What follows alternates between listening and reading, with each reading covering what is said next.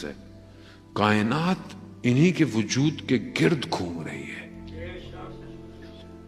ہم اس بات کو اگر ذرا سا محسوس کر جائیں تو سمجھ میں آئے گا. جو لوگ متصل ہوئے ہیں ان سے انہیں پتا ہے کہ راز کیا ہے.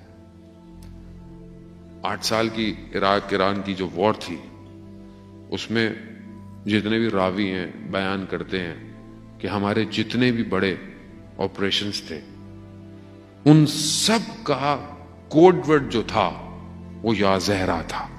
کیوں؟ وہ جانتے تھے.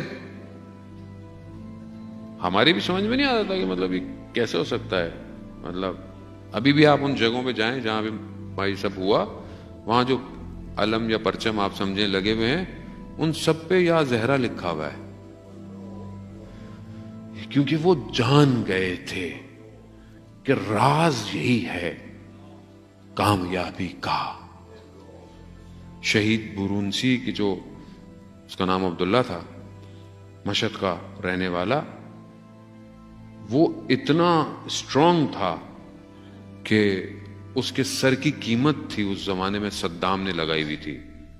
ریڈیو میں اس کے سر کی قیمت تھی کہ اس کو جو لائے گا اس کو انعام ملے گا. کیوں؟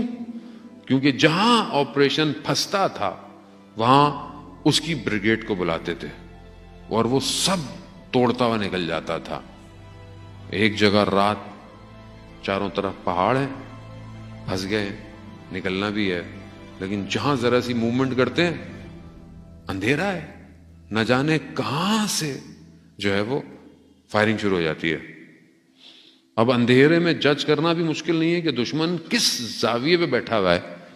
زاویہ پتا ہو, اینگل پتا ہو تو آپ ایڈجسٹ کر کے چلا دیں. پھنسے ہوئے ہیں. شہید برونسی کو بلایا گیا. اس نے بولا مجھے تھوڑا سا وقت دے. یہ خلوت میں گیا اپنی.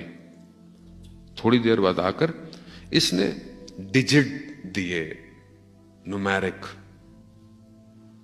وہ ڈیجٹ کیا تھے؟ وہ ڈیجٹ اس جگہ کا زاویہ تھا, اینگل تھا. انہوں نے اسی زاویے پہ رکھ کر شروع ہو گئے. تھوڑی دیر میں دیکھا کہ دوسری طرف خاموشی ہو گئی. دیکھا تو دشمن کہ بالکل جہاں دشمن تھا وہیں جا کر تیر نشانے پہ لگ رہے تھے. اس سے پوچھا کہ تمہیں کس نے دے دیا یہ ایگزیکٹ؟ کہا میں تو بی بی کی بارگاہ میں متصل تھا, خدا کی بارگاہ میں سجدہ کیے ہوئے تھا. جیسے ہی میں نے سجدے سے سر اٹھایا زمین پہ یہ ڈیجٹ لکھے ہوئے تھے. کائنات کا راز.